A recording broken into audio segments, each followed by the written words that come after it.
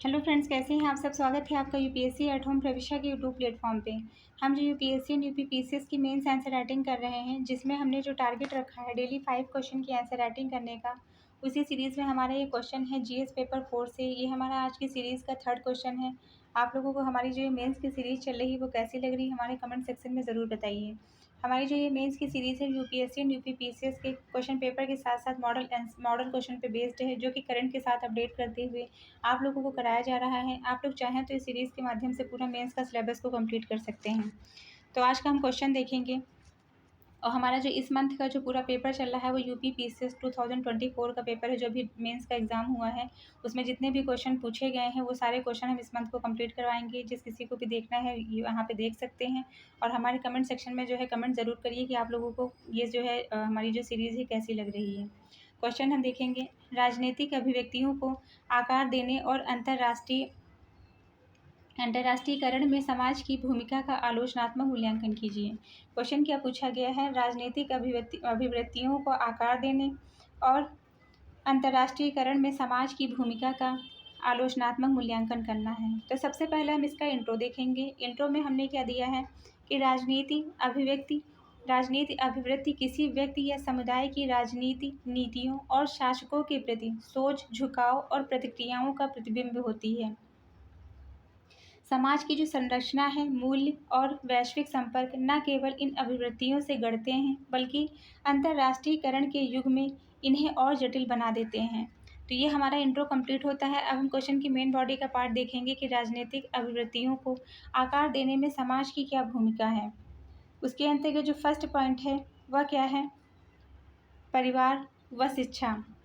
इसमें समाज में शुरुआती राजनीतिक सोच परिवार एवं स्कूलों से बनती है।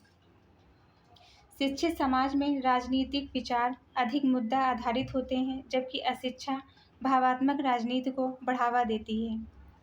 समाजीकरण मतलब जो है परिवार का क्या महत्व होता है।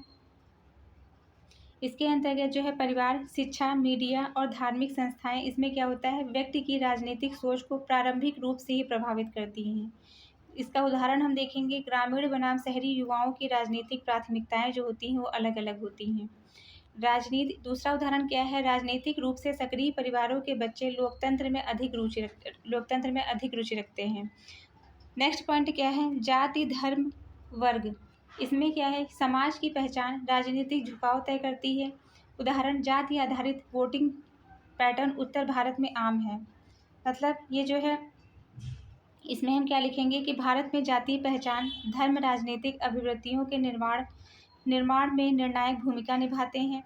कुछ क्षेत्रों में जाति आधारित मतदान व्यवहार देखा गया है। नेक्स्ट क्या है, मीडिया और सोशल मीडिया।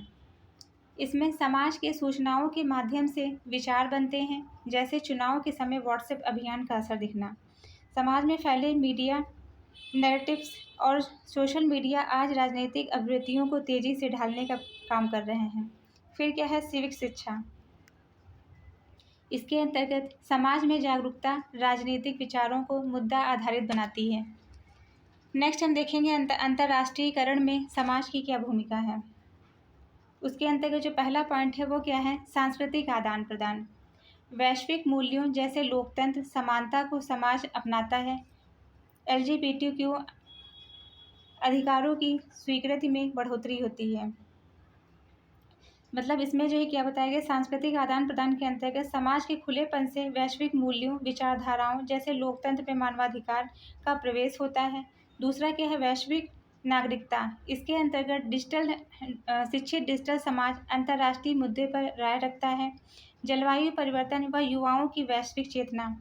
शिक्षा, प्रवासन और डिजिटल नेटवर्किंग से समाज में वैश्विक सोच और संवेदनशीलता का विकास हो रहा है। नेक्स्ट हम क्या देखेंगे, आर्थिक भागीदारी। इसमें समाज वैश्विक व्यापार और बाजार से जुड़कर इंटरकनेक्टेड होता है। आलोचनात्मक मूल्यांकन, इसमें क्या है, ध्रुवीकरण, जाति, धार्मिक उकसावे से पक्षपाती राजनीतिक रुझान, जैसे फेक न्यूज़ से मतदाताओं को गुमराह करना। नेक्स्ट क्या है, सूचना असमानता। ग्रामीण क्षेत्रों में वैश्विक मुद्दों पर भागीदारी सीमित है। फिर है सांस्कृतिक टकराव।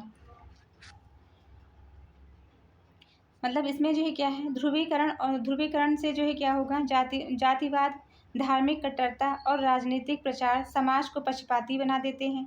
दूसरा क्या है, सूचना असमानता, ग्रामीण क्षेत्रों में वैश्वीकरण मुद्दों की भागीदारी सीमित है।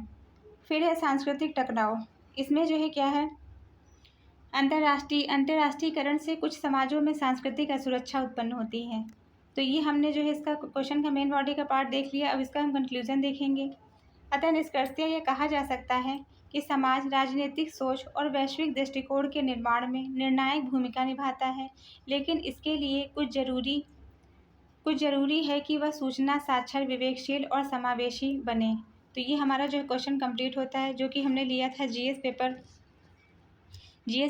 4 से। ये हमारा आज की सीरीज़ का थर्ड क्वेश्चन है। आप लोगों को हमारी जो मेंस की सीरीज़ चल रही है कैसी लग रही है, हमारे कमेंट सेक्शन में ज़रूर बताइए। तो ऐसे ही पढ़ते रहिए, लाइफ में आगे बढ़ते रहिए, यूपीएससी एट होम प्रविशा के साथ मेंस एंड राइटिंग करते रहिए। Thank you.